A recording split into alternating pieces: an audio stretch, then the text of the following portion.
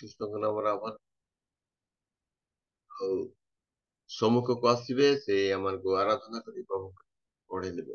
Vijay Masih sir, praise the Lord. Praise the Lord, praise the Lord. Ajay, मैं confuse हो गया था। मैं अजय नाम है। सॉरी सॉरी, मैं विजय कोई नहीं। अजय विजय मसी सर को ମୁଁ ବହୁତ ପ୍ରଭୁ ଯୀଶୁ ଖ୍ରୀଷ୍ଟଙ୍କ ନାମରେ ଆହ୍ୱାନ କରୁଛି, ମୋ ସେ ସମ୍ମୁଖକୁ ଆସନ୍ତୁ ଆଉ ସେ ଆଜିର ୱାର୍ସିପ ରେ ଆମେ ପ୍ରତ୍ୟେକଙ୍କୁ ପ୍ରଭୁଙ୍କ ନିକଟକୁ କଢେଇ ନେବାର ସହାୟତା ହବୁ। Praise the Lord. Thank you. Praise the Lord sir. मेरी तरफ से आप सबको भी मेरा नमस्कार, प्रेज द लॉर्ड। परमेश्वर पिता का धन्यवाद हो, और रियल मिनिस्ट्री फैमिली को भी प्रेज द लॉर्ड और नमस्ते। सो आइए प्रभु को महिमा करते हुए हम आगे बढ़ेंगे। मेरी आवाज़ आ रही है ना? Okay, so thank you. आज गीत गाएंगे, आज का दिन यहोवा ने बनाया है, हम इसमें आनंदित थे। इस गीत को गाकर हम प्रभु को महिमा देंगे। म्यूजिक की आवाज़ आ रही है? यस, हम आनंद के साथ, प्रभु ने आपको मुझे एक नया दिन दिया है, तो आनंद के साथ इस गीत को गाकर हम प्रभु को महिमा देंगे। आज का दिन यहोवा ने बनाया है, हम इसमें आनंदित हो, आनंदित हो। यस, आज का दिन यहोवा ने बनाया है, हम इसमें आनंदित हो, आनंदित हो। आता हूँ तेरे पास, मुझको है तुझसे आता हूँ तेरे पास, मुझको है तुझसे मुझको कबूल कर ले, पापों से शुद्ध कर ले, मुझको कबूल कर ले, पापों से शुद्ध कर ले। हालेलुया। आज का दिन यहोवा ने बनाया है, हम इसमें आनंदित हो, आनंदित हो। आज का दिन यहोवा ने बनाया है, हम इसमें आनंदित हो, आनंदित हो। जीवन से ज्योति जले, जीवन ऐसा बने, जीवन से ज्योति जले,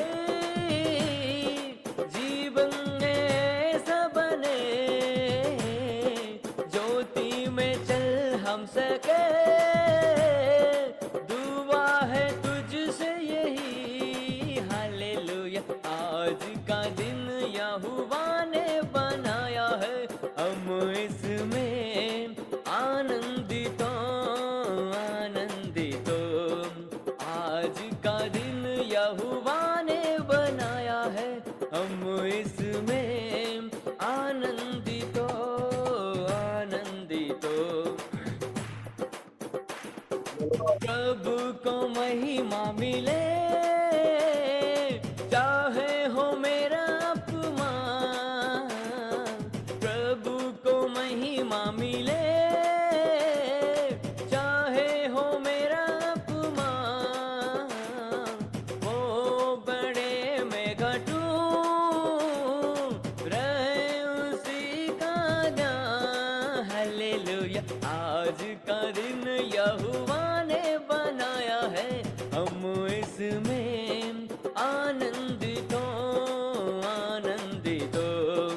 आज का दिन यहोवा ने बनाया है, हम इसमें आनंदित हो, आनंदित हो। स्तुति प्रशंसा करे, क्यों ना कुछ होता रहे, स्तुति प्रशंसा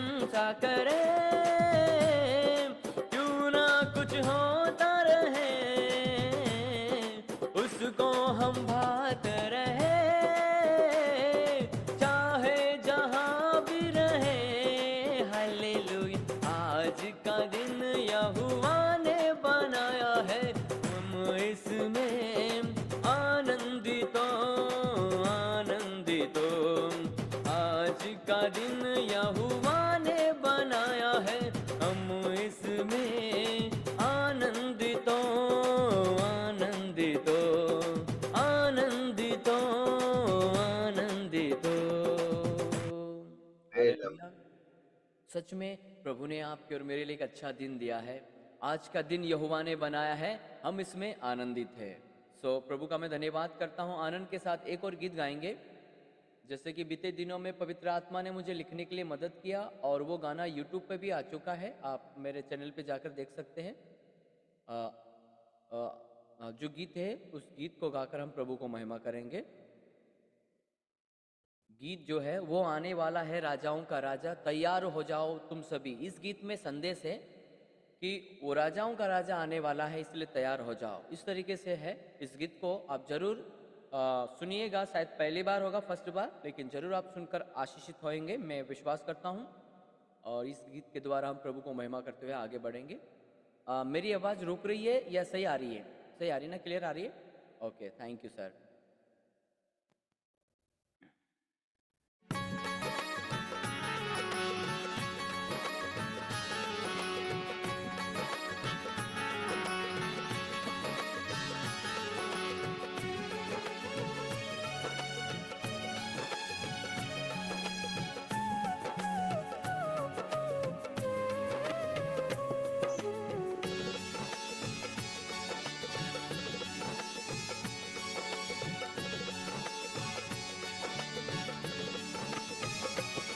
वो आने वाला है राजाओं का राजा, तैयार हो जाओ तुम सभी। वो आने वाला है राजाओं का राजा, तैयार हो जाओ तुम सभी। यस, वो राजाओं का राजा आने वाला है, इसलिए परमेश्वर ने आपको और मुझे एक मौका दिया है कि हम उस परमेश्वर के शब्दों को सुनकर आगे बढ़े और तैयार होकर उस प्रभु की आराधना कर सके।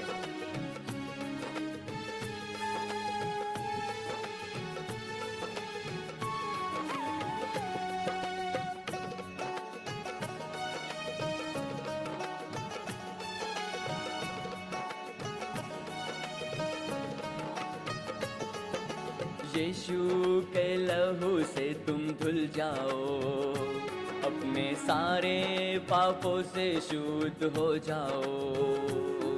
ओ यीशु के लहू से तुम धुल जाओ, अपने सारे पापों से शुद्ध हो जाओ। वो आने वाला है राजाओं का राजा, तैयार हो जाओ तुम सभी। वो आने वाला है राजाओं का राजा, तैयार हो जाओ तुम सभी। यस, यीशु के पवित्र लहू से धुलकर शुद्ध होकर उस परमेश्वर के हम संतान बनकर और इंतजार में बैठे कि वो आए और हम उसके साथ जाए।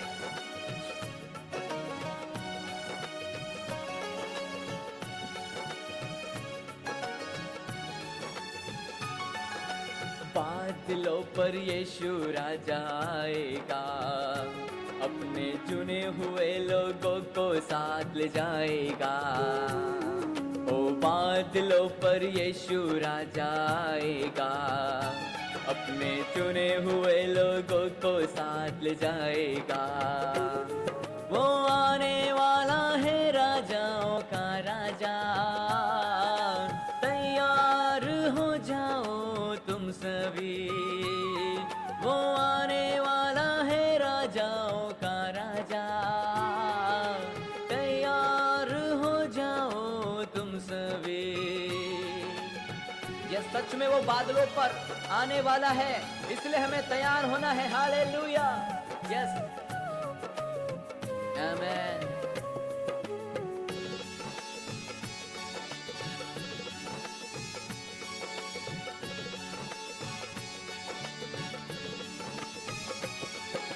यीशु के साथ धर्मी लोग जाएंगे, वहाँ दुख और आंसू नहीं होगा। ओ यीशु यीशु के साथ धर्मी लोग जाएंगे, वहाँ दुख और आंसू नहीं होगा, वहाँ आनंद की भरपूरी होगी। आनंद के साथ हम महिमा गाएंगे, वहाँ आनंद की भरपूरी होगी। आनंद के साथ हम महिमा गाएंगे, वो आने वाला है राजाओं का राजा। तैयार हो जाओ तुम सभी, वो आने वाला है राजाओं का राजा। तैयार हो जाओ तुम सभी। ओ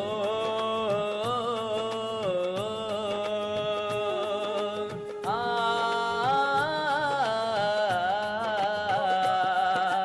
ओ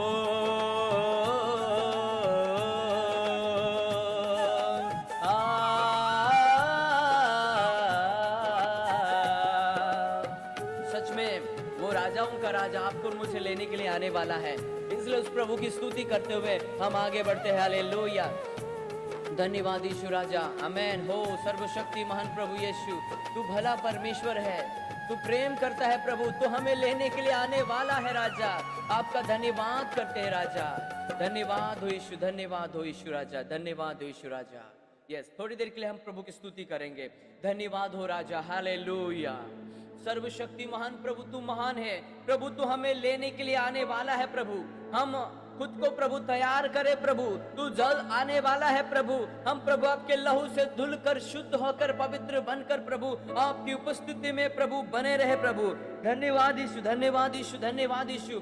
यहाँ पर जितने भी लोग हैं पिता परमेश्वर, आपकी स्तुति, आपकी प्रशंसा प्रभु, ओ हालेलुया करने के लिए प्रभु आपने हमें चुना है प्रभु। हम आपके बच्चे हैं प्रभु, आपकी स्तुति होवे, आपकी प्रशंसा होवे।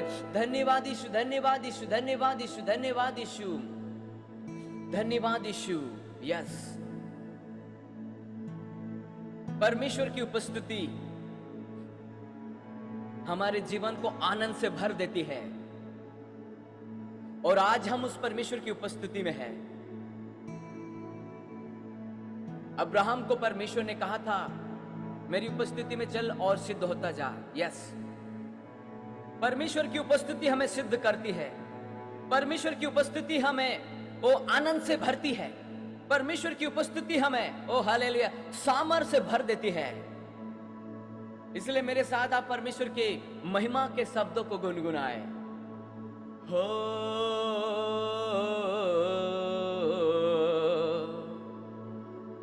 हो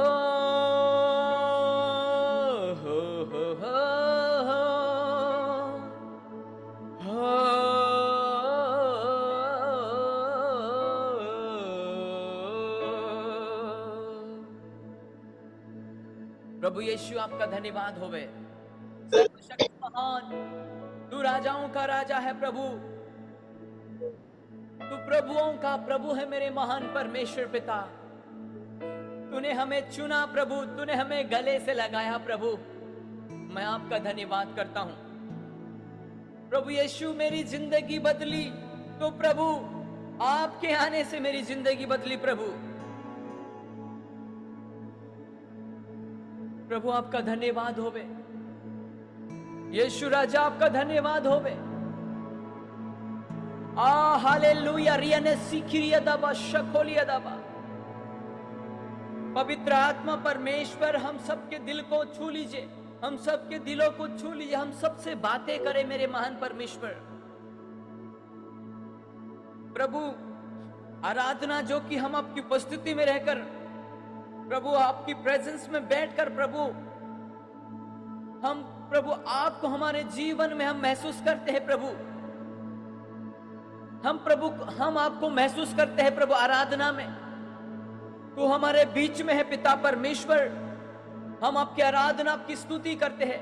यहाँ पे जितने भी लोग प्रभु आपकी स्तुति और प्रशंसा करे प्रभु, उन सबको प्रभु हालेलुया अपने सामर्थ से भरिए, अपने अनुग्रह से भरिए प्रभु, क्योंकि आपने हमें एक नया जीवन दिया है। जीवित परमेश्वर की आराधना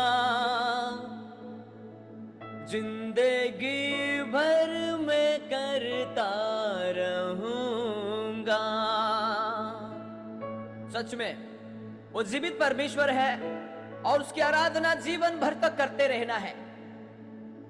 आराधना में छुटकारा है, आराधना में चंगाई है, आराधना में सामर्थ्य है।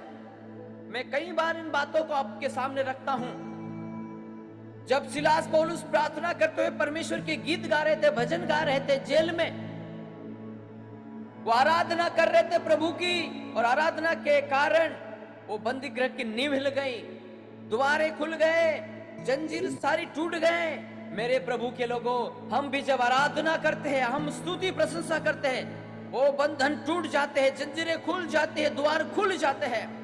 और आज हम जो सुबह के समय में जो आराधना कर रहे हैं, आज मैं कहता हूं हालेलुया, हमारे जीवन में हर रुकावटें सारी यीशु के नाम से दूर हो रही है, और प्रभु हमारे जीवन में एक नया द्वार खोल रहा है। आज आपके जीवन में एक नया द्वार खोल रहा है, इसलिए थोड़ा खोलकर आराधना स्तुति करें, उसकी तारीफ करें। ओ धन्यवाद धन्यवाद धन्यवाद धन्यवाद धन्यवाद। ओ हालातों को बदलने वाला परमेश्वर आपके जीवन में एक नया द्वार खोला है प्रभु ने। आज के सुबह के समय में आपसे बात कर रहा है, मैं तुझे उठाकर चलूंगा, मैं तेरे साथ चलूंगा, मैं तुझे विजय दिलाऊंगा, मैं तेरे हर दुखों को दूर करूंगा, मैं तेरे आंसुओं को पोंछूंगा, मैं तेरी जिंदगी को बदल दूंगा। वो ऐसा कहने वाला परमेश्वर आपके साथ है। ओ हालेलुया। आज कितने अपने जीवन में उतार चढ़ाव आते हुए देखे होंगे, ओ लेकिन प्रभु परमेश्वर कह रहा है, जैसे मैं इसराइलियों के साथ मिस्र देश से निकलने के समय में ओ कनान देश की यात्रा तक, हालेलुया, ओ जंगलों में होकर भी मैं उनके साथ रहा और मैंने उनकी अगुवाई की, वही परमेश्वर आज आपके और मेरे बीच में है। इसलिए हालेलुया कहेंगे, जीवित परमेश्वर की आराधना जिंदगी भर में करता रहूंगा। हो नया जीवन दिया यीशु, उस प्यार को कैसे भूलूं। उसने हमें नई जिंदगी दी है, नया जीवन दिया यीशु, उस प्यार को कैसे भूलूं। जीवित परमेश्वर की आराधना हो जिंदगी भर में करता रहूंगा।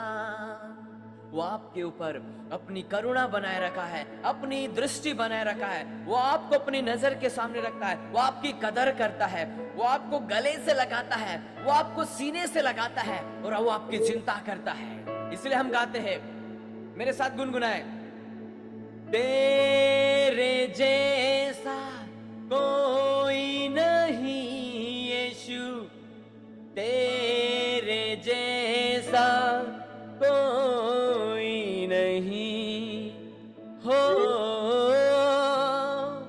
यस कहेंगे, क्योंकि उसने आपको चुना है, उसने आपको और मुझे बेटा और बेटी बनाया है। इसलिए उस परमेश्वर के उपकारों को याद करते हुए कहे, तेरे जैसा कोई नहीं यीशु, तेरे जैसा कोई नहीं, क्योंकि तूने मुझसे इतना प्यार किया है, मुझे पापों से छुड़ाने के लिए क्रूस पर तू चढ़ गया। यस, मुझे पापों से छुड़ाने के लिए, श्रापों से छुड़ाने के लिए, शैतान के हाथ से छुड़ाने के लिए वो हालेलुया सूली पर चढ़ गया, क्योंकि तूने मुझसे इतना प्यार किया है, मुझे पापों से छुड़ाने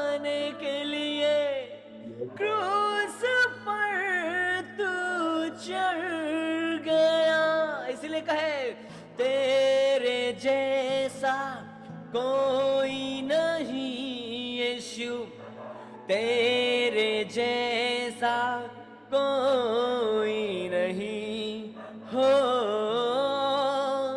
तेरे जैसा कोई नहीं यीशु, तेरे जैसा कोई नहीं।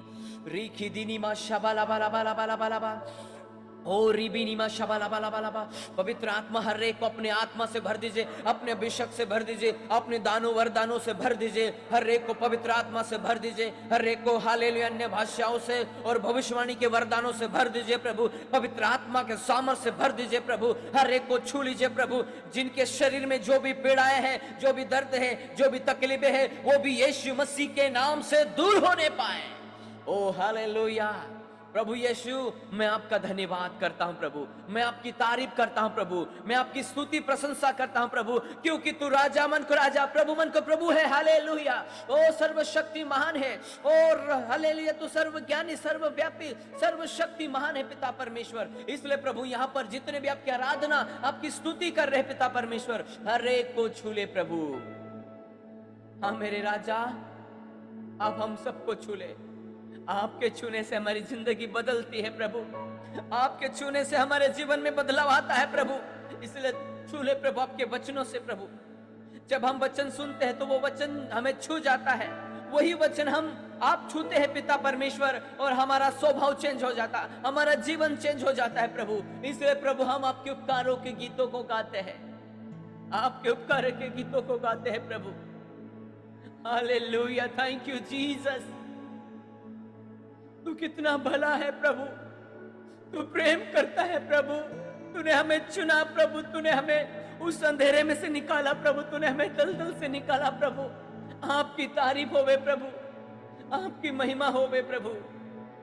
तुझ सा इस जहां में और कोई है नहीं, तुझ बिन आसरा मेरा है ना कहीं।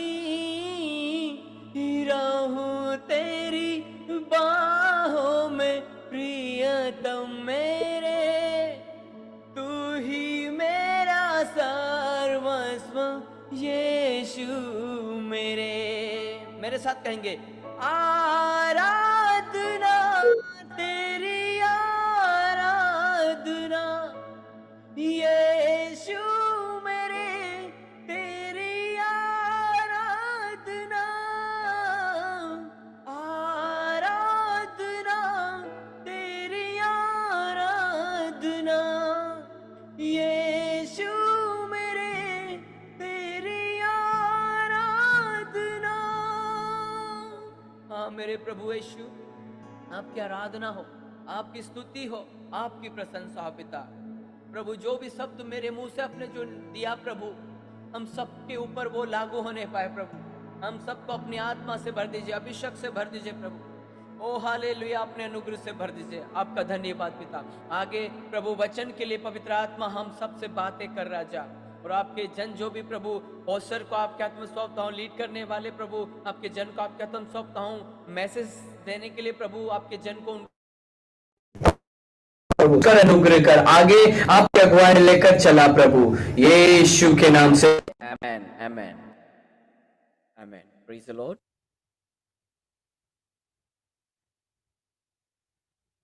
सर आपका माइक ऑफ है। बहुत बहुत धन्यवाद सर, आमर बहुत सुंदर गीत गुड़ा गाई आम प्रभु बहुत सुंदर भाव में आपन को व्यवहार कर प्रभु का नाम धन्यवाद देवा सहित प्रभु आपन को आहरी अधिक आशीर्वाद करंतु, मंगल करी उद्देश्य व्यवहार करंतु। आसंतु आम समस्ते आ मसी भाई निमंते करताले दे आमे उत्साह प्रदान कर।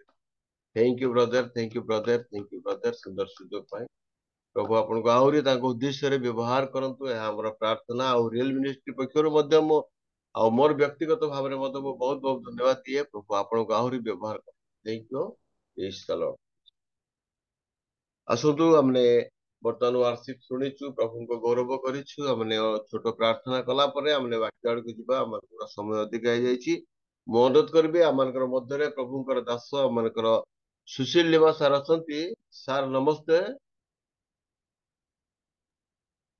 ନମସ୍କାର ସାର୍, ଆଉ ବାକ୍ୟ ନିମନ୍ତେ ପୁଣି ବର୍ତ୍ତମାନ ଆରାଧନା କରୁଥିବା ଆମମାନଙ୍କର ମସି ଭାଇ ନିମନ୍ତେ ପ୍ରାର୍ଥନା କରନ୍ତୁ, ତାପରେ ଆମର ସମସ୍ତଙ୍କୁ ନମସ୍କାର। ନମସ୍କାର। ଆସନ୍ତୁ ପ୍ରାର୍ଥନା କରିବା। ପ୍ରଭୁ, ଆମେ ଧନ୍ୟବାଦ କରୁଛୁ, ଗୌରବ କରୁଛୁ, କାରଣ ଆଜି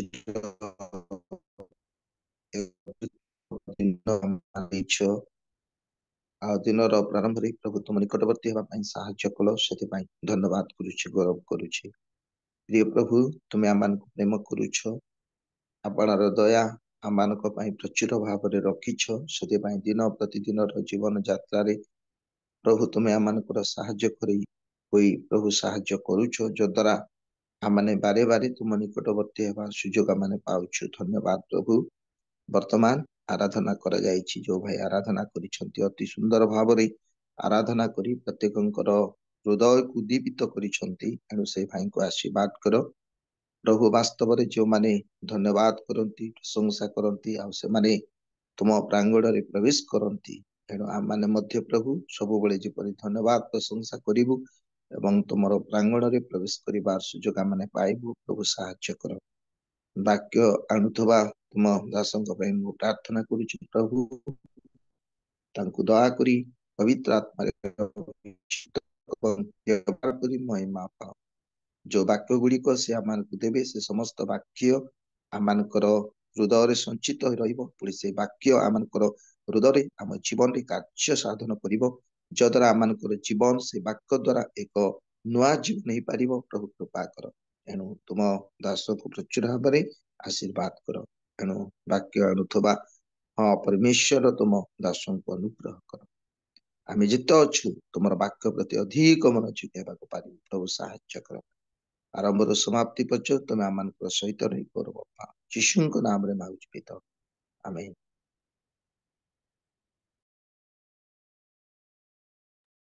ଧନ୍ୟବାଦ ସାର୍, ଆପଣ ପ୍ରାର୍ଥନା କରିଥିବାରୁ।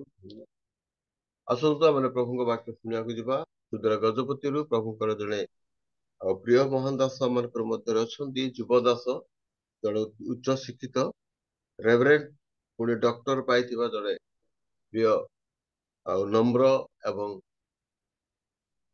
ଏକ ଶିକ୍ଷିତ ପ୍ରଭୁଙ୍କର ପ୍ରିୟ ପାତ୍ର ଆମମାନଙ୍କର ଏଡିସନ ସାର୍ ଅଛନ୍ତି। ମୁଁ ପ୍ରଭୁ ଯୀଶୁ ଖ୍ରୀଷ୍ଟଙ୍କ ନାମରେ ସାର୍ଙ୍କୁ ଅନୁରୋଧ କରିବି, ବଡପଦା ଗଜପତିରୁ ସେ ଆସିବେ, ଆମମାନଙ୍କୁ ପ୍ରଭୁଙ୍କ ସୁନ୍ଦର ବାକ୍ୟ ଦେବେ।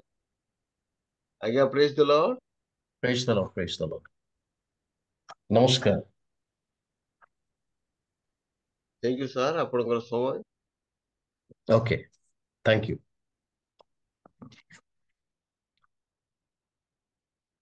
ପ୍ରଭୁଙ୍କର ମହାନ ନାମ ଧନ୍ୟ ହେଉ, କାରଣ ସେ ଆମମାନଙ୍କୁ ଏ ପ୍ରାତଃ କାଳୀନ ଉପାସନାରେ ପ୍ରତ୍ୟେକଙ୍କୁ ଏ ଅବକାଶ ଦେଇଛନ୍ତି। ତେଣୁ ତାଙ୍କ ମହତ୍ ନାମର ଅଶେଷ ଅଶେଷ ଧନ୍ୟବାଦ ହେଉ। ମୋର ପ୍ରିୟ ମାନେ, ମୁଁ ବହୁତ ଖୁସି ଅଟେ, କାରଣ ଏହି ସମୟ ଲୋକମାନେ ନିଦ୍ରା ଯିବାର ସମୟ, ଭଲ ଭାବରେ ଶୋଇବାର ସମୟ। କିନ୍ତୁ ଆପଣମାନେ ଜାଗି ରହି ପ୍ରଭୁଙ୍କର ଆରାଧନା କରୁଅଛନ୍ତି, ପ୍ରଭୁଙ୍କ ବାକ୍ୟ ଶୁଣୁଅଛନ୍ତି, ପ୍ରଭୁଙ୍କ ପାଇଁ ସମୟ ବିତାଉଅଛନ୍ତି। ତେଣୁ ଆପଣମାନଙ୍କ କତିରେ ମୁଁ ଧନ୍ୟବାଦୀ। ବିଶେଷ ଧନ୍ୟବାଦ ଦିଏ ରିଏଲ ମିନିଷ୍ଟ୍ରିର ହୋଷ୍ଟ ମହାଶୟଙ୍କୁ। ସେ ମୋତେ ଅନେକ ବାର, ବହୁ ଥର ସୁଯୋଗ ଦେଇଛନ୍ତି, ସୁଯୋଗ ପରେ ସୁଯୋଗ, କିନ୍ତୁ ମୁଁ ସେ ସୁଯୋଗ ଗୁଡାକ ହାତ ଛଡା କରିଥିଲି। ଏଣୁ ମୁଁ ତାଙ୍କୁ ବହୁତ ଧନ୍ୟବାଦ। ସେ ପୁନଃ ପୁନଃ ମୋତେ ମନେ ପକେଇ ଏ ଅବକାଶ ଦେଇଛନ୍ତି। ତେଣୁ ପୁଣି ଥରେ ପ୍ରଭୁଙ୍କୁ ଧନ୍ୟବାଦ ଦେବା ସହିତ ହୋଷ୍ଟ ମହାଶୟଙ୍କ କତିରେ ମୁଁ ଧନ୍ୟବାଦୀ। ତା ସହିତ ଏରିଏଲ ମିନିଷ୍ଟ୍ରି ଜୁମ୍ ମିଟିଂରେ ଜଡିତ ପ୍ରତ୍ୟେକ ଖ୍ରୀଷ୍ଟଙ୍କ ଠାରେ ଆଶ୍ରିତ ଭାଇ ଭଉଣୀ ପ୍ରତ୍ୟେକଙ୍କୁ ମୋର ଆନ୍ତରିକ ନମସ୍କାର ଜଣାଏ। ନମସ୍କାର।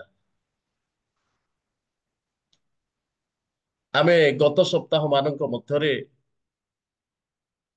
ଆଶୀର୍ବାଦର କଥା ସବୁ ଶୁଣୁଥିଲୁ। ଆତ୍ମିକ ଆଶୀର୍ବାଦ, ଜାଗତିକ ଆଶୀର୍ବାଦ। ଆମେ ପ୍ରଭୁଙ୍କ ଲୋକମାନଙ୍କ ଠାରୁ ଭିନ୍ନ ଭିନ୍ନ ମାଧ୍ୟମରେ ଶୁଣିଥିଲୁ। ଆତ୍ମିକ ଆଶୀର୍ବାଦ କଣ, ଜାଗତିକ ଆଶୀର୍ବାଦ କଣ? ଛୋଟ କଥା ମୁଁ ଆପଣମାନଙ୍କୁ ମନେ ପକେଇ ଦେବାକୁ ଚାହେଁ। ଆଦି ପୁସ୍ତକର କଥା। ଯାକୁବ ସେ ବାପାଙ୍କ ଠାରୁ ଆଶୀର୍ବାଦ ପାଇଲା ପରେ ଜବକ ଘାଟରେ ଯେତେବେଳେ ସେ ମଲ୍ଲଯୁଦ୍ଧ କରୁଛନ୍ତି, ଯାହା ଆପଣମାନେ ଆଦି 32-26 ପଦରେ ଦେଖିପାରିବେ।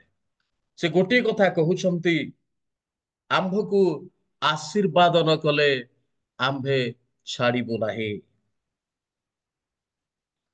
ଆଶୀର୍ବାଦ ନଦେଲେ ମୁଁ ତୁମ୍ଭକୁ ଛାଡ଼ିବି ନାହିଁ।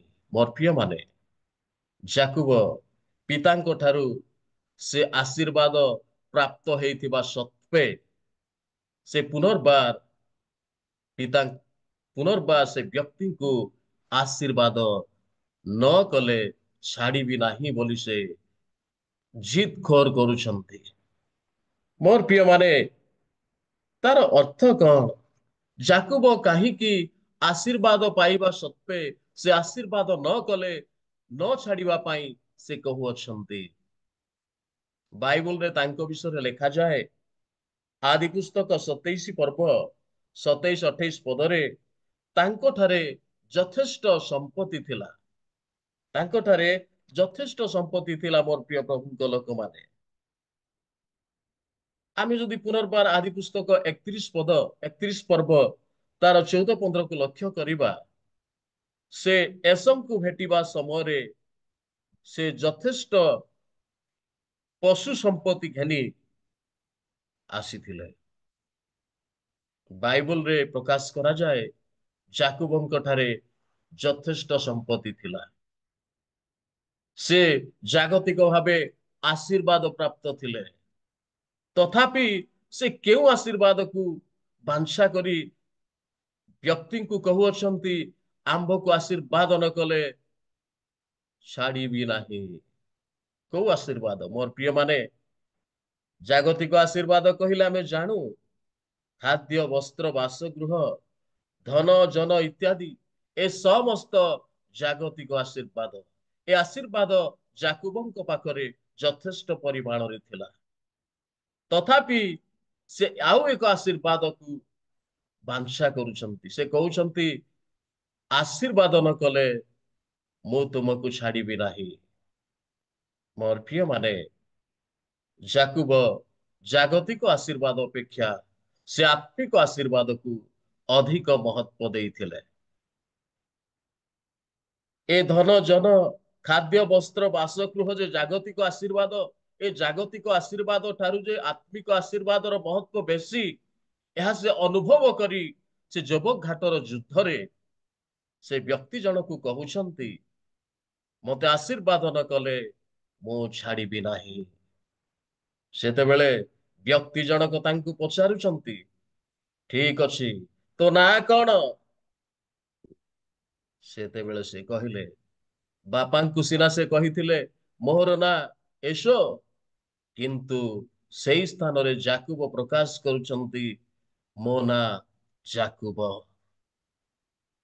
ମୋର ପ୍ରିୟମାନେ, ସେ ସେଇ ଦିନ ସେଇ ସମୟରେ ଆତ୍ମିକ ଆଶୀର୍ବାଦ ଗୁଡାକ ପ୍ରାପ୍ତ ହେଲେ। ଆତ୍ମିକ ଆଶୀର୍ବାଦ କଣ? ତୁମ ନାଁ କଣ? ସେ ଉତ୍ତର ଦେଇଥିଲେ, ମୋ ନାଁ ଯାକୁବ। ଆଉ ତାଙ୍କୁ ଆଶୀର୍ବାଦ କରାଯାଇଥିଲା, ଆଜିଠାରୁ ତମେ ଇସ୍ରାଏଲ ହବ। ହାଲେଲୁୟା। ଆଜିଠାରୁ ତୁମେ ଇସ୍ରାଏଲ ହେବ। ମୋର ପ୍ରିୟମାନେ, ଯାକୁବ ଆତ୍ମିକ ଆଶୀର୍ବାଦ ସବୁ ପାଇଥିଲେ। ଆତ୍ମିକ ଆଶୀର୍ବାଦ ସବୁ ପାଇଥିଲେ। ସେ ଇସ୍ରାଏଲ ହେଇଥିଲେ। ସେ ଜଣେ ଯୋଦ୍ଧା ହେଇଥିଲେ। ସେ ବୈଥଲକୁ ଯାଇ ଶାନ୍ତିରେ ବାସ କଲେ। ଆଉ ସେ परमेश्वरଙ୍କ उद्देश्य यज्ञ वेदी सब निर्माण करथिले। हालेलुया। मोर प्रिय माने से जागतिक आशीर्वाद अपेक्षा आत्मिक आशीर्वाद को बेसी महत्व दे, बेसी गुरुत्व दे से कहिथिले मते आशीर्वाद न कले मु छाड़िबी नाही। ए सब आमे गत सप्ताह मानकरे प्रभुଙ୍କ दास दासी ମାନଙ୍କ ଠାରୁ ଶୁଣି ଅଛୁ ମୋର ପ୍ରିୟ ପ୍ରଭୁଙ୍କ ଲୋକମାନେ। आशीर्वाद विषय जागतिक आशीर्वाद आत्मिक आशीर्वाद अनेक समय आमे जागतिक आशीर्वाद प्रति खाद्य वस्त्र बासगृह धन जन प्रति आकृष्ट हेई मनोयोगी हेई समय विनियोग करी आत्मिक विषय सबको पछे पकई दे किंतु आत्मिक आशीर्वाद जे आत्मिक आशीर्वाद महत्व जे जागतिक आशीर्वाद ठारू यथेष्ट अधिक ताहा माने भूली जाई था। मोर प्रिय माने प्रभु आमानଙ୍କୁ अनुग्रह करंतु आत्मिक आशीर्वाद प्रति धकाइबा पाई आत्मिक आशीर्वाद प्रति चिंता करिया पाई मनोयोगी करांतु। तेबे आसंतु मोर प्रिय माने गत काली आमारे प्रभुଙ୍କ दास जेना महाशयଙ୍କ ठाରୁ ଶୁଣୁଥିଲୁ जड़े व्यक्ति अनंत जीवन पाइबा पाई से जीशुଙ୍କ निकटକୁ आसुअछंती।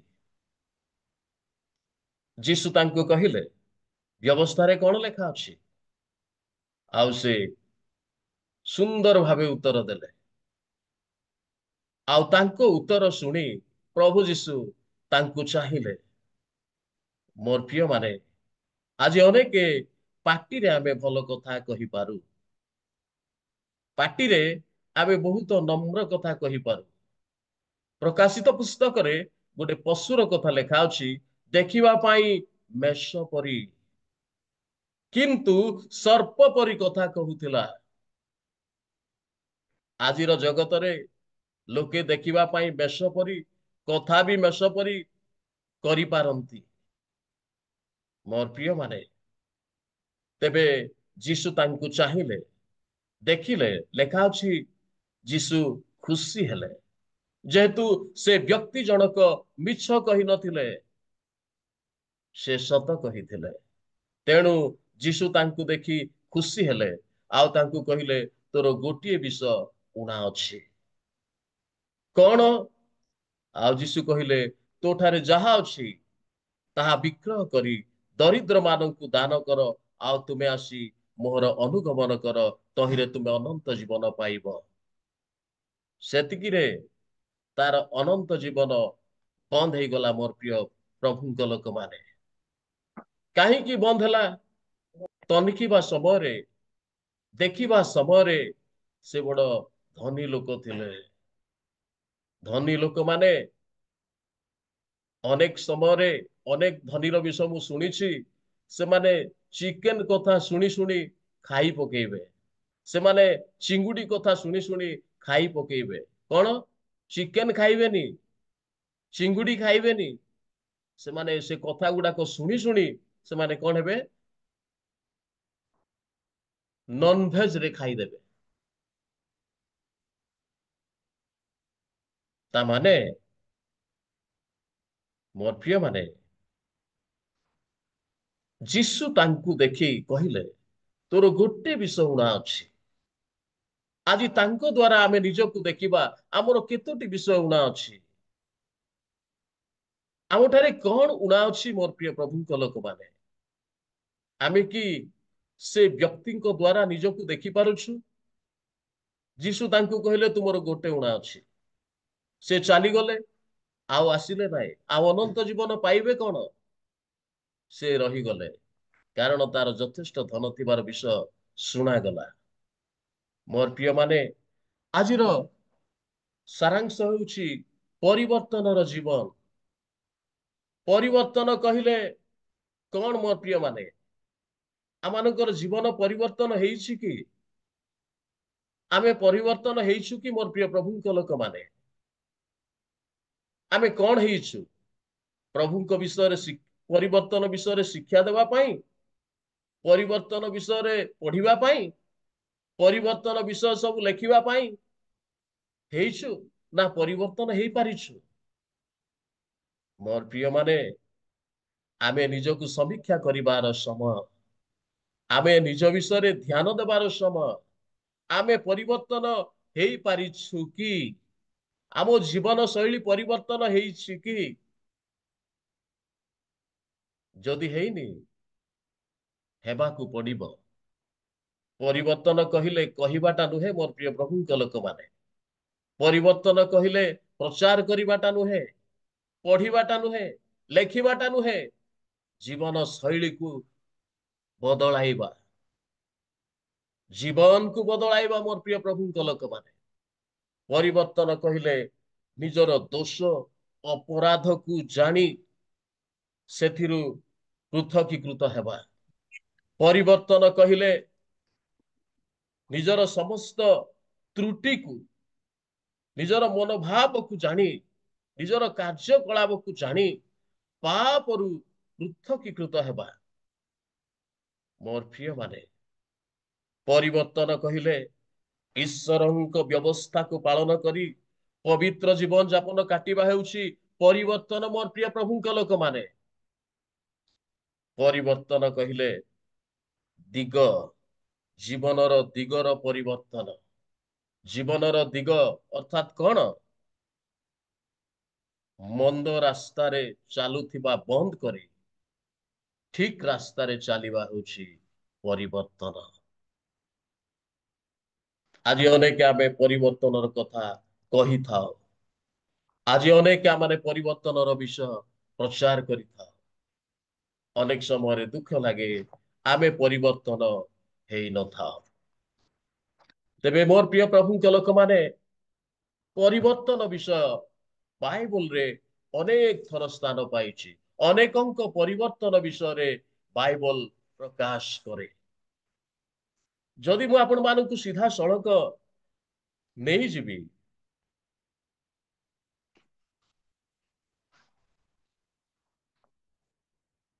ପ୍ରେରିତ 8 ପର୍ବକୁ, ପ୍ରେରିତ 8 ପର୍ବରେ ଜଣେ ବ୍ୟକ୍ତିଙ୍କର ପରିବର୍ତ୍ତନ କଥା ଉଲ୍ଲେଖ କରାଯାଏ। ସେ କୁଶୀୟ ନପୁଂସକଙ୍କ ପରିବର୍ତ୍ତନ ବିଷୟରେ ପ୍ରେରିତ 8 ପର୍ବ ପ୍ରକାଶ କରେ। ଯଦି ଆମେ ପ୍ରେରିତ 9 ପର୍ବକୁ ଲକ୍ଷ୍ୟ କରିବା, ପ୍ରେରିତ 9 ପର୍ବ ସାଉଲଙ୍କ ପରିବର୍ତ୍ତନ ବିଷୟରେ ଉଲ୍ଲେଖ କରେ। ଯଦି ଆମେ ପ୍ରେରିତ 10 ପର୍ବକୁ ଲକ୍ଷ୍ୟ କରିବା, ପ୍ରେରିତ 10 ପର୍ବ କର୍ଣ୍ଣିଲିୟଙ୍କ ପରିବର୍ତ୍ତନ ବିଷୟରେ ପ୍ରକାଶ କରେ। ମୋର ପ୍ରିୟ ପ୍ରଭୁଙ୍କ ଲୋକମାନେ, ବାଇବଲ ପରିବର୍ତ୍ତନ ହେଇଥିବା ଅନେକଙ୍କ ବିଷୟରେ କହିଅଛି। ତେବେ ପରିବର୍ତ୍ତନର ଜୀବନ କହିଲେ କଣ? ଆମେ ମନେ ରଖିବା, ମନ ପ୍ରାଣ ଆତ୍ମା ଦେଇ ପ୍ରଭୁ ଯୀଶୁଙ୍କ ସେବା କରିବା ହେଉଛି ପରିବର୍ତ୍ତନ।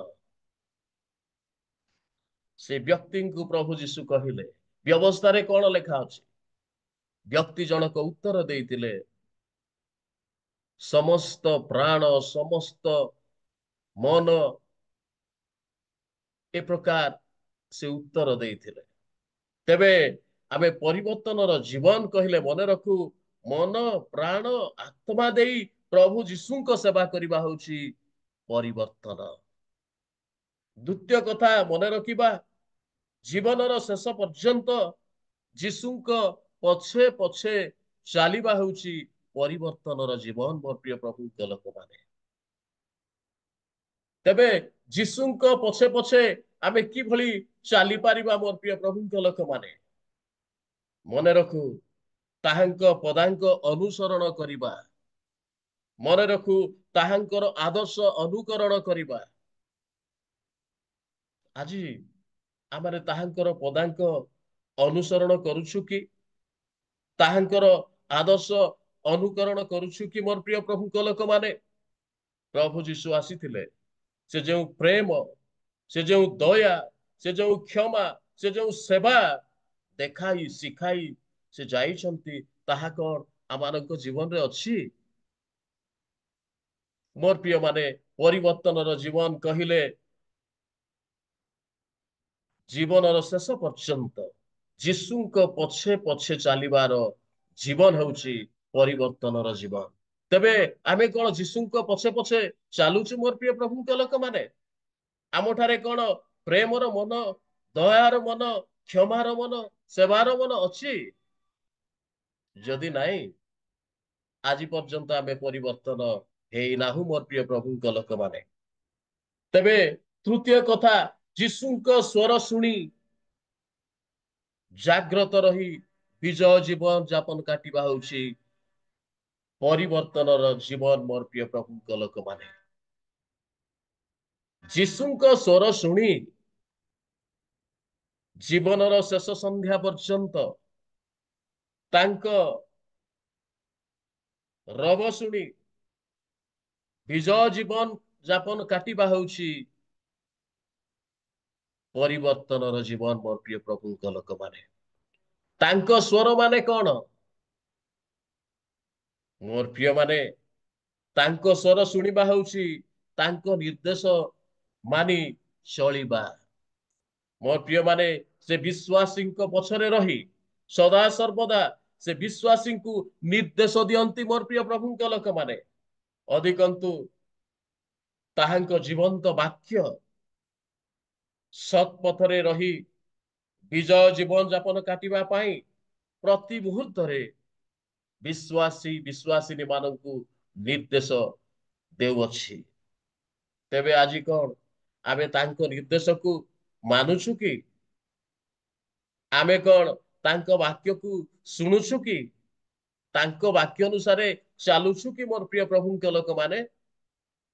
ଯଦି ଚାଲୁନୁ, ଆମେ ଆଜି ଯାଏ ପରିବର୍ତ୍ତନ ହେଇନାହୁଁ। ତେବେ ଆଜି ସମୟ ଆମମାନଙ୍କୁ ପରିବର୍ତ୍ତନ ହେବା ପାଇଁ, ଆମମାନଙ୍କର ଜୀବନକୁ ପରିବର୍ତ୍ତନ କରିବା ପାଇଁ ଆଜି ହିଁ ଅନୁଗ୍ରହର ସମୟ। ତେବେ ମୋର ପ୍ରିୟ ମାନେ, ପରିବର୍ତ୍ତନର ଜୀବନ କହିଲେ ଈଶ୍ୱର ପରାୟଣତାର ଜୀବନ। ପରିବର୍ତ୍ତନର ଜୀବନ କହିଲେ ସତ୍ୟ ଓ ପବିତ୍ରତାର ଜୀବନ ମୋର ପ୍ରିୟ ମାନେ। କହୁଥିଲି ପରିବର୍ତ୍ତନର ଜୀବନ କହିଲେ ମନ, ପ୍ରାଣ, ଆତ୍ମା ଦେଇ ପ୍ରଭୁ ଯୀଶୁଙ୍କ ସେବା କରିବା। ପରିବର୍ତ୍ତନର ଜୀବନ କହିଲେ ଜୀବନର ଶେଷ ପର୍ଯ୍ୟନ୍ତ ଯୀଶୁଙ୍କ ପଛେ ପଛେ ଚାଲିବା। ପରିବର୍ତ୍ତନର ଜୀବନ କହିଲେ ଯୀଶୁଙ୍କ ସ୍ୱର ଶୁଣି ଜାଗ୍ରତ ରହି ବିଜୟ ଜୀବନ ଯାପନ କାଟିବା। ପରିବର୍ତ୍ତନର ଜୀବନ କହିଲେ ଈଶ୍ୱର ପରାୟଣତାର ଜୀବନ। ପରିବର୍ତ୍ତନର ଜୀବନ କହିଲେ ସତ୍ୟ ଓ ପବିତ୍ରତାର ଜୀବନ ମୋର ପ୍ରିୟ ମାନେ। ଏସବୁ କଣ ପାଇଁ ଲେଖା ଅଛି? ଶୁଣିବା ପାଇଁ ନା କହିବା ପାଇଁ? କଣ ପାଇଁ? ଜୁମ୍ ମିଟିଂରେ କହିବା ପାଇଁ ନା ଚର୍ଚ୍ଚରେ କହିବା ପାଇଁ?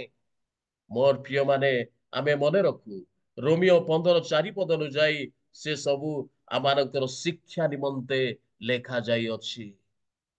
ଆମେ ମନେ ରଖୁ ପ୍ରଥମ କରନ୍ତି 10:11 ଅନୁଯାୟୀ ସେ ସବୁ ଆମମାନଙ୍କର ଚେତନା ନିମନ୍ତେ ଲେଖା ଯାଇଅଛି। ଆମେ ମନେ ରଖୁ 2 ତିମୋଥୀ 3:16-17 ଅନୁଯାୟୀ ଆମମାନଙ୍କର ସିଦ୍ଧତା ଜୀବନ ଯାପନ ନିମନ୍ତେ ସେ ଶିକ୍ଷା, ଅନୁଯୋଗ, ସଂଶୋଧନ, ଧାର୍ମିକତା ସମ୍ବନ୍ଧୀୟ ଶାସନ ଦେବା ନିମନ୍ତେ, ଆଉ ଆମମାନଙ୍କୁ ସିଦ୍ଧ କରିବା ନିମନ୍ତେ ଏସବୁ ଲେଖା ଯାଇଅଛି। ପ୍ରଚାର କରିବା ପାଇଁ ନୁହେଁ, ଲେଖିବା ପାଇଁ ନୁହେଁ, ଖାଲି ଶୁଣିବା ପାଇଁ ନୁହେଁ, ଜୀବନକୁ ପରିବର୍ତ୍ତନ କରିବା ପାଇଁ, ଶିଖିବା ପାଇଁ, ଚେତନା ପାଇବା ପାଇଁ। ମୋର ପ୍ରିୟ ମାନେ, ଆମମାନଙ୍କ ନିମନ୍ତେ ବାକ୍ୟରେ ସମସ୍ତ ବିଷୟ ଲେଖା ଯାଇଅଛି। ତେବେ ଏ ପ୍ରକାର ଭାବରେ ଅନେକ ବିଷୟ ଲେଖା ଯାଇଛି। ବାଇବଲରେ ଅନେକଙ୍କ ପରିବର୍ତ୍ତନ ବିଷୟ ଲେଖା ଯାଇଛି। ସେଥିମଧ୍ୟରୁ ଆମେ ଗୋଟେ ଦୁଇଟା ବିଷୟ ଆଲୋଚନା କରିବା। ଗୋଟେ ଦୁଇଟା ବିଷୟ ମୁଁ ପ୍ରଥମ କଥା କହିବି, ଲୁକ 18 ପର୍ବ, ଯାହାକୁ ଆପଣ ମାନେ ପାଇପାରିବେ 9-14 ସେଇଠି କରଗ୍ରାହୀର ପ୍ରାର୍ଥନା ଉପରେ ଲେଖା ଅଛି। ମୋର ପ୍ରିୟ ମାନେ, ସେହି କାଳରେ କରଗ୍ରାହୀ ମାନଙ୍କୁ ପାପୀ ବୋଲି ଲୋକମାନେ ସମାଲୋଚନା କରୁଥିଲେ। ସେଇ କାଳରେ କରଗ୍ରାହୀ ମାନଙ୍କୁ ଲୋକମାନେ ଅଣଜିହୁଦୀ ଲୋକମାନେ ବୋଲି ସମାଲୋଚନା କରୁଥିଲେ। ସେଇ କାଳରେ କରଗ୍ରାହୀ ମାନଙ୍କୁ ପେଟୁକ ମାନେ ବୋଲି ସମାଲୋଚନା କରୁଥିଲେ। ସେଇ କାଳରେ କରଗ୍ରାହୀ ମାନଙ୍କୁ ଚୋର ବୋଲି ସମାଲୋଚନା କରୁଥିଲେ। ମୋର ପ୍ରିୟ ମାନେ, ଏସବୁ ଆମେ ବାଲ୍ୟ କାଳରୁ ପଢୁଛୁ, ବାଇବଲ ଶୁଣୁଛୁ, ପ୍ରଭୁଙ୍କ ଲୋକମାନଙ୍କ ଠାରୁ ପ୍ରତିଦିନ ମାନେ ଶୁଣୁଛୁ। କିନ୍ତୁ ଏ କରଗ୍ରାହୀର ପ୍ରାର୍ଥନା ଏକ ଭିନ୍ନ ପ୍ରକାର। ସେ ଉପରକୁ ସୁଦ୍ଧା, ସେ ଉର୍ଦ୍ଧ୍ୱ ଦୃଷ୍ଟି କରିବାକୁ ସୁଦ୍ଧା ସାହସ କଲା ନାହିଁ। ସେଇଠି ଲେଖାଯାଏ 13 ପଦରେ, ସେ ନିଜକୁ ନତ କରି ସେ କହୁଅଛନ୍ତି, ହେ ଈଶ୍ୱର, ମୁଁ ପାପୀ, ମତେ ଦୟା କର। ହେ ଈଶ୍ୱର, ମୁଁ ପାପୀ, ମତେ ଦୟା କର। ତାର ପ୍ରାର୍ଥନାରେ ଆମେ ଦେଖିପାରୁଛୁ ସେ ତାର ଅଧର୍ମ, ତାର ସମସ୍ତ ପ୍ରକାର ପାପ ସେ ସ୍ୱୀକାର କରୁଅଛନ୍ତି। ସେ କହୁଅଛନ୍ତି, ହେ ଈଶ୍ୱର, ମୁଁ ପାପୀ, ମତେ ଦୟା କର। ପ୍ରିୟ ମାନେ, ଆଉ ସେ ଧାର୍ମିକ ଗଣିତ ହୋଇ ଚାଲିଗଲେ। ହାଲେଲୁୟା। ସେ ନିଜକୁ ନ୍यूନ କଲେ, ନିଜକୁ ନମ୍ର କଲେ, ନିଜକୁ ନତ କଲେ, ଆଉ ସେ ପାପ ସ୍ୱୀକାର କଲେ, ଅଧର୍ମ ସ୍ୱୀକାର କଲେ, ସେ ପରିବର୍ତ୍ତିତ ହେଲେ। ଆଉ ସେ କହିଲେ, ହେ ଈଶ୍ୱର, ମୁଁ ପାପୀ, ମତେ ଦୟା କର। ଆଉ ଉତ୍ତର ହେଲା, ସେ ଲୋକ ନୁହେଁ, ବରଂ ଏହି ଲୋକ ଧାର୍ମିକ ଗଣିତ ହେଲା। ପ୍ରିୟ ମାନେ, ଆପଣ ମାନଙ୍କର ମନେ ଥିବ ହିତୋପଦେଶ 28-13 ପଦର କଥା। ଲେଖାଯାଏ, ଯେ ଆପଣା ଅଧର୍ମ ଆଚ୍ଛାଦନ କରେ ସେ ମଙ୍ଗଳ ପାଏ ନାହିଁ, ମାତ୍ର ଯେ ସ୍ୱୀକାର କରି ଛାଡେ, ଯେ ସ୍ୱୀକାର କରି ଛାଡଇ ସେ ଦୟା ପାଇବ। ଏ ବ୍ୟକ୍ତି ଜଣକ ତାର ଅଧର୍ମକୁ ଆଚ୍ଛାଦନ କଲା ନାହିଁ। ଏ କରଗ୍ରାହୀ ଜଣକ ତାର ପାପକୁ ସେ ଘୁଡେଇ ରଖିବା ପାଇଁ ଚେଷ୍ଟା କଲା ନାହିଁ। ସେ ସ୍ୱୀକାର କଲା, ହେ ଈଶ୍ୱର, ମୁଁ ପାପୀ, ମତେ ଦୟା କର। ମୋର ପ୍ରିୟ ମାନେ, ବାଇବଲରେ ଆମମାନଙ୍କ ନିମନ୍ତେ କୁହାଯାଇଛି ଯେ ଅଧର୍ମ ଆଚ୍ଛାଦନ କରେ ସେ ମଙ୍ଗଳ ପାଏ ନାହିଁ, ମାତ୍ର ଯେ ସ୍ୱୀକାର କରି ଛାଡଇ ସେ ଦୟା ପାଇବ। ଏ ବ୍ୟକ୍ତି ଜଣକ ଦୟା ପାଇ ଘରକୁ ଚାଲି ଯାଇଥିଲେ। ସେ ଦୟା କଣ ନା ଧାର୍ମିକ ଗଣିତ ହେଇଥିଲେ। ତଦ୍ରୂପ ପ୍ରଥମ ଜହନ 1 ପର୍ବର 9 ପଦରେ ଲେଖାଯାଏ, ଯଦି ଆମମାନେ ଆପଣା ଆପଣା ପାପ ସ୍ୱୀକାର କରୁ, ଆମମାନଙ୍କର ପାପ କ୍ଷମା କରିବାକୁ ଓ ସମସ୍ତ ଅଧର୍ମରୁ ପରିଷ୍କାର କରିବାକୁ ସେ ବିଶ୍ୱସ୍ତ ଓ ନ୍ୟାୟବାନ ଅଟନ୍ତି। ହାଲେଲୁୟା। କରଗ୍ରାହୀ ଯେତେବେଳେ ସେ ସ୍ୱୀକାର କଲେ, ହେ ଈଶ୍ୱର, ମୁଁ ପାପୀ, ମତେ ଦୟା କର। ମତେ ଲୋକେ ପାପୀ ବୋଲି କହୁଛନ୍ତି, ମତେ ଲୋକେ ଅଣଜିହୁଦୀ ବୋଲି କହୁଛନ୍ତି, ମତେ ଲୋକେ ପେଟୁକ ବୋଲି କହୁଛନ୍ତି, ମତେ ଲୋକେ ଚୋର ବୋଲି କହୁଛନ୍ତି, ମତେ ସମାଲୋଚନା କରୁଛନ୍ତି। ଏ ଈଶ୍ୱର, ମୁଁ ପାପୀ, ମତେ ଦୟା କର। ପ୍ରିୟମାନେ, ଆଉ ସେ ଧାର୍ମିକ ଗଣିତ ହୋଇ ଚାଲିଗଲେ। ପରିବର୍ତ୍ତନ କହିଲେ ସ୍ୱୀକାର କରି ଛାଡିବା, ନୂତନୀକୃତ ହେବା, ଦିଗ ପରିବର୍ତ୍ତନ କରିବା, ମନ୍ଦ ପଥ ତ୍ୟାଗ କରି ଭଲ ପଥରେ ଚାଲିବା। ଆଜିର ସମାଜରେ ଅନେକେ ପାଟିରେ ମନ୍ଦ କଥାକୁ, ମନ୍ଦ ରାସ୍ତାକୁ ତ୍ୟାଗ କରନ୍ତି। ଆଜିର ଜଗତରେ ଅନେକେ ପାଟି ଆଉ ଜିଭାରେ ମନ୍ଦ ରାସ୍ତା ତ୍ୟାଗ କରନ୍ତି, ମନ୍ଦ କାର୍ଯ୍ୟ ତ୍ୟାଗ କରନ୍ତି, କିନ୍ତୁ ମନ୍ଦ ରାସ୍ତାରେ ଭୁଲ ପଥରେ ସେମାନେ ଥାନ୍ତି। କିନ୍ତୁ ମନେ ରଖୁ ମୋର ପ୍ରିୟ ପ୍ରଭୁଙ୍କ ଲୋକମାନେ, ପରିବର୍ତ୍ତନ କହିଲେ ତାହା ନୁହେଁ। ପରିବର୍ତ୍ତନ କହିଲେ ସ୍ୱୀକାର କରି ଛାଡିବା, ସମ୍ପୂର୍ଣ୍ଣ ଛାଡିବା, ସମ୍ପୂର୍ଣ୍ଣ ଅଲଗା ହେବା କୁହାଯାଏ ପରିବର୍ତ୍ତନ।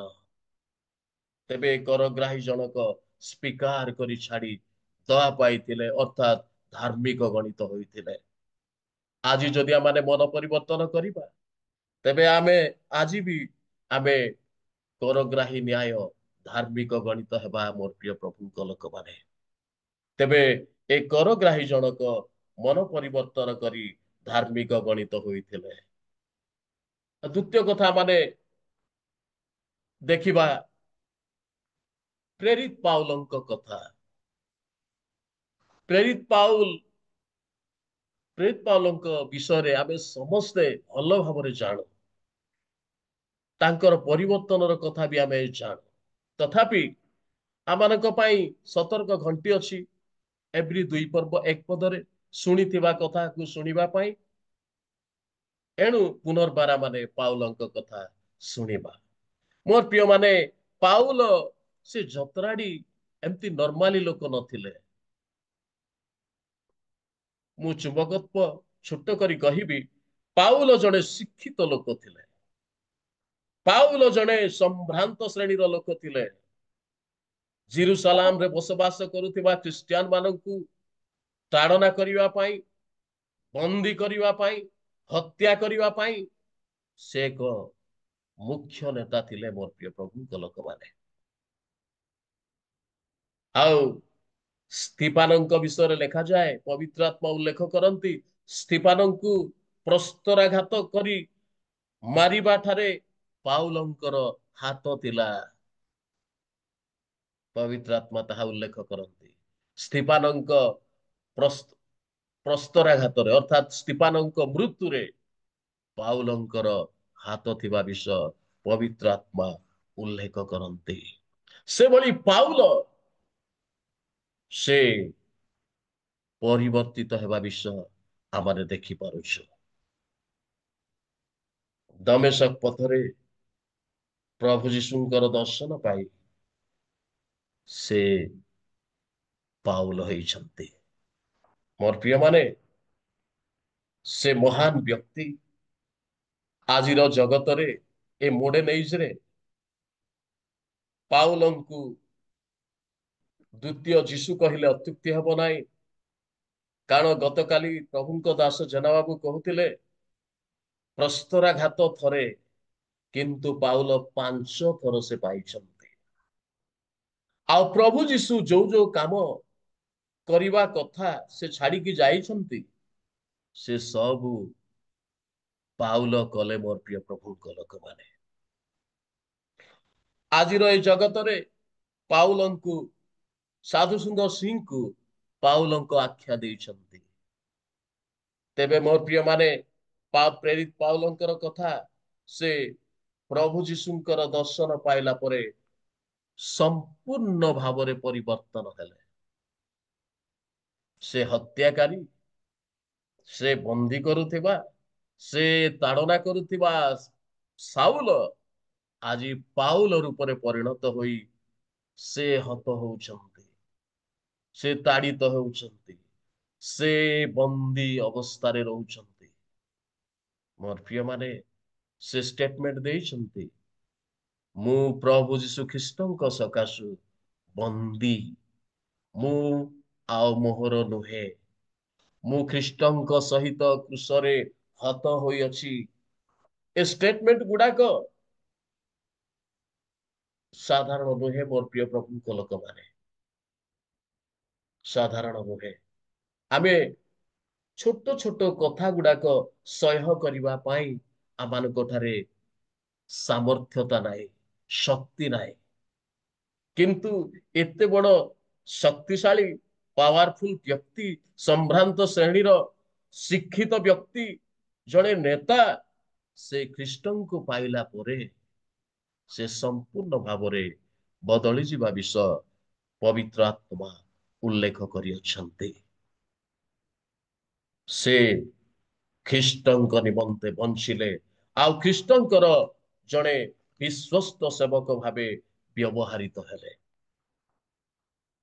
ଆମେ ଦେଖିଲୁ କରଗ୍ରାହୀର କଥା, ସେ ପରିବର୍ତ୍ତିତ ହେଲେ, ଧାର୍ମିକ ଗଣିତ ହୋଇ ଚାଲିଗଲେ। ସାଉଲ ପରିବର୍ତ୍ତିତ ହୋଇ ପାଉଲ ହେଲେ, ଆଉ ଖ୍ରୀଷ୍ଟଙ୍କର ଜଣେ ବିଶ୍ୱସ୍ତ ଦାସ ଭାବରେ ସେବା କଲେ। ଆଉ ଗୋଟିଏ ବିଷୟ ଦେଖି ଆମେ ଶେଷ କରିବାକୁ ଯିବା, ତାହା ହେଉଛି ଅପବ୍ୟୟ ପୁତ୍ର, ଯାହା ଲୁକ 15 ପର୍ବର କଥା 17ରୁ 21 ପଦ ମଧ୍ୟରେ ତାହା ଉଲ୍ଲେଖ କରାଯାଇଛି। ଜଣକର 2ଟି ପୁତ୍ର ଥିଲେ, ଆଉ ଗୋଟିଏ ପୁତ୍ର ତାର ଭାଗ ନେଇ ସେ ବିଦେଶକୁ ଯାତ୍ରା କଲେ। ବିଦେଶକୁ ଚାଲିଯାଇ ବିଦେଶରେ ସବୁ ଶେଷ ହେଲା ପରେ, କଦାଚାରରେ ଉଡେଇଲା ପରେ ସେ କଣ କରୁଛନ୍ତି ନା ଅନୁତାପ କରୁଛନ୍ତି। ସେ ଚେତନା ପାଉଛନ୍ତି ମୋର ପ୍ରିୟ ପ୍ରଭୁଙ୍କ ଲୋକମାନେ, ସେ ପରିବର୍ତ୍ତିତ ହେଉଛନ୍ତି, ସେ ପିତାଙ୍କ ନିକଟକୁ ଫେରୁଛନ୍ତି ମୋର ପ୍ରିୟ ପ୍ରଭୁଙ୍କ ଲୋକମାନେ। ମୋର ପ୍ରିୟ ମାନେ, ଆଜି ଆମେ ପ୍ରଭୁଙ୍କ ନିକଟରେ ଅଛୁ ନା ପ୍ରଭୁଙ୍କ ଠାରୁ ବହୁ ଦୂରକୁ ଚାଲି ଯାଇଛୁ? ଏହା ହେଉଛି ଚିନ୍ତାର ବିଷୟ। ଆମେ ଭାବୁ ମୁଁ ଚର୍ଚ୍ଚକୁ ଯାଉଛି, ମୁଁ ପ୍ରଭୁର ପାଖରେ ଅଛି, ମୁଁ ପ୍ରଚାର କରୁଛି, ମୋ ପ୍ରଭୁଙ୍କ ପାଖରେ ଅଛି। ଅନେକ ସମୟରେ ଆମେ ଏ ପ୍ରକାର ଭାବୁ, କିନ୍ତୁ ଆମେ କଣ ପ୍ରଭୁଙ୍କ ପାଖରେ ଅଛୁ? ପ୍ରଭୁଙ୍କ ପଛେ ପଛେ ଚାଲୁଛୁ, ପ୍ରଭୁଙ୍କ ସ୍ୱର ଶୁଣୁଛୁ, ନା ବହୁ ଦୂରରେ ଅଛୁ? ଆଜି ଚିନ୍ତା କରିବାର ସମୟ ମୋର ପ୍ରିୟ ପ୍ରଭୁଙ୍କ ଲୋକମାନେ। ପ୍ରିୟ ମାନେ, ପରିବର୍ତ୍ତନର ଜୀବନର ଆବଶ୍ୟକତା ରହିଛି, କାରଣ ପରିବର୍ତ୍ତିତ ଲୋକମାନଙ୍କ ପାଇଁ ଈଶ୍ୱରଙ୍କର ଯୋଜନା ଅଛି। ପ୍ରଥମ ଯୋଜନା, ସେମାନେ ମଧ୍ୟ ଆକାଶରେ ମେଷ ଶାବକଙ୍କ ବିବାହ ଭୋଜରେ 7 ବର୍ଷ ପର୍ଯ୍ୟନ୍ତ ଆମୋଦ ପ୍ରମୋଦ କରିବେ। ମୋର ପ୍ରିୟ ମାନେ, ପରିବର୍ତ୍ତିତ ବ୍ୟକ୍ତି ମାନଙ୍କ ପାଇଁ ପରମେଶ୍ୱରଙ୍କର ଦ୍ୱିତୀୟ ଯୋଜନା 1,000 ବର୍ଷ ପର୍ଯ୍ୟନ୍ତ ଶାନ୍ତି ରାଜ୍ୟରେ ଅଂଶୀ କରେଇବେ। ମୋର ପ୍ରିୟ ମାନେ, ପରିବର୍ତ୍ତିତ ଲୋକମାନଙ୍କ ପାଇଁ ପରମେଶ୍ୱରଙ୍କର ଯୋଜନା ଅନନ୍ତ କାଳ ପର୍ଯ୍ୟନ୍ତ ନୂତନ ଆକାଶ ମଣ୍ଡଳ, ନୂତନ ପୃଥିବୀ, ନୂତନ ଜିରୁସାଲାମର ଅଂଶୀ କରେଇବେ ମୋର ପ୍ରିୟ ମାନେ। ତେବେ ଆଜିର ଏହି ଚିନ୍ତାର ବିଷୟରେ ମୁଁ କଣ ପରିବର୍ତ୍ତନ ହେଇପାରିଛି? ମୋର ଜୀବନ କଣ ପରିବର୍ତ୍ତନ ହେଇଛି? ମୁଁ କଣ ସେ ମଧ୍ୟ ଆକାଶର ମହାଭୋଜରେ ଅଂଶୀ ହେଇପାରିବି? ମୁଁ କଣ 1,000 ବର୍ଷ ଶାନ୍ତି ରାଜ୍ୟର ଅଂଶୀ ହେଇପାରିବି? ମୁଁ କଣ ନୂତନ ଆକାଶ ମଣ୍ଡଳ, ପୃଥିବୀ, ଜେରୁସାଲାମର ଅଧିକାରୀ ହେଇପାରିବି?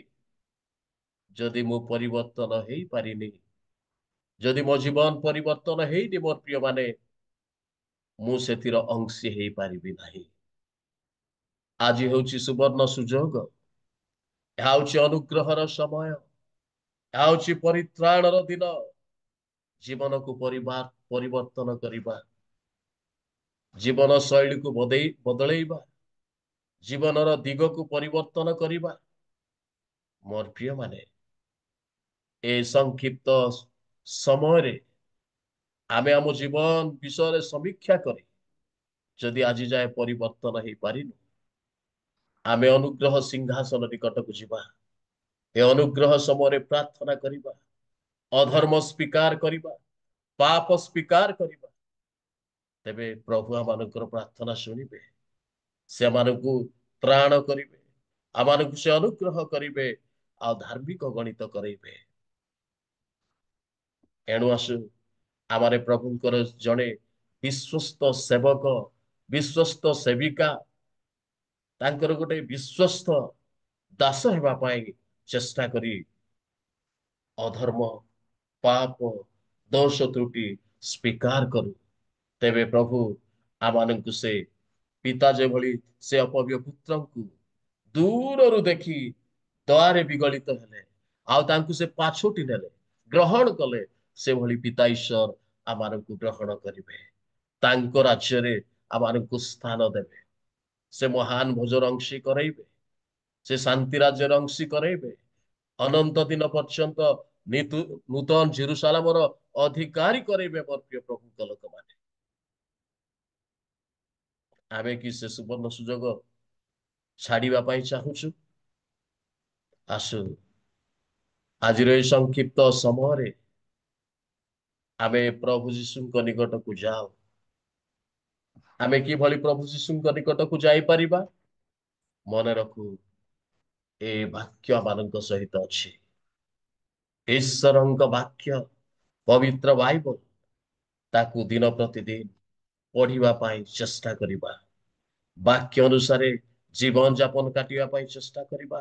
ପ୍ରତିଦିନ ପ୍ରାର୍ଥନାରେ ଜୀବନ ଯାପନ କାଟିବା ପାଇଁ ଚେଷ୍ଟା କରିବା। ତେବେ ମୋ ପ୍ରିୟମାନେ, ନିଶ୍ଚିତ ଆମେ ସେ ମହାନ ଦିନର ଅଂଶୀ ହେବାକୁ ପାରିବା। ମନେ ରଖୁ, ଏ ଜଗତକୁ ମହାକ୍ଲେଶ ଅତି ଶୀଘ୍ର ଆସି ଯାଉଅଛି ମୋର ପ୍ରିୟମାନେ। ଏଣୁ ଆମମାନଙ୍କର ଜୀବନକୁ ପରିବର୍ତ୍ତନ କରି ପ୍ରଭୁଙ୍କ ପାଇଁ ପ୍ରସ୍ତୁତ କରୁ। ପ୍ରଭୁ ଏ ସଂକ୍ଷିପ୍ତ ଶିକ୍ଷା ପରାମର୍ଶରେ ଆମେ ପ୍ରତ୍ୟେକଙ୍କୁ ଆଶୀର୍ବାଦ କରନ୍ତୁ। ଆସନ୍ତୁ ମୁଁ ସଂକ୍ଷିପ୍ତରେ ପ୍ରାର୍ଥନା କରିବି। ପ୍ରାର୍ଥନାରେ ମନୋଯୋଗୀ ହେବା। ସ୍ୱର୍ଗୀୟ ପିତା, ତୁମକୁ ଧନ୍ୟବାଦ ଦେଉଛୁ। ଆମମାନଙ୍କୁ ତୁମେ କଥା କହିଲ, ଆମମାନେ ଯେଭଳି ଆମମାନଙ୍କ ଜୀବନକୁ ପରିବର୍ତ୍ତନ କରି ତୁମ ସହିତ ସାକ୍ଷାତ କରିବାକୁ ପାରିବୁ, ତୁମ ରାଜ୍ୟରେ ଗୃହୀତ ହେବାକୁ ପାରିବୁ, ଏଭଳି ଅନୁଗ୍ରହ କର। ସମସ୍ତ ଗୌରବ ତୁମେ ପାଅ। ପ୍ରାର୍ଥନା ଶୁଣିଅଛ, ତୁମକୁ ଧନ୍ୟବାଦ ଦେଇ ଯୀଶୁଙ୍କ ନାମରେ ମାଗୁଅଛି। ଆମେନ୍, ଆମେନ୍, ଆମେନ୍। ସମସ୍ତଙ୍କୁ ନମସ୍କାର। ଥ୍ୟାଙ୍କ ୟୁ, ବହୁତ ବହୁତ ଧନ୍ୟବାଦ ଆଜ୍ଞା। ଆପଣ ବହୁତ ସୁନ୍ଦର ବାକ୍ୟ ଦେଲେ, ଅତି ଶକ୍ତିଯୁକ୍ତ ଶିକ୍ଷା ଦେଲେ, ଆଉ ବହୁତ ଭଲ ଲାଗିଲା। ଆପଣଙ୍କୁ ବହୁତ ଧନ୍ୟବାଦ।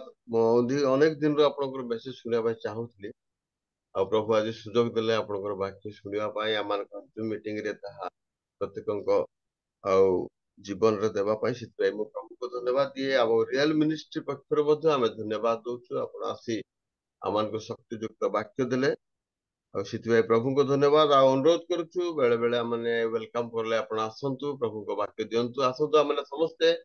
ଆଉ ସାର୍ଙ୍କ ନିମନ୍ତେ ଗୋଟେ କରତାଳେ ଦେଇ ଉତ୍ସାହ ପ୍ରଦାନ। Thank you sir, thank you. ବହୁତ ସୁନ୍ଦର ବାକ୍ୟ ଥିଲା।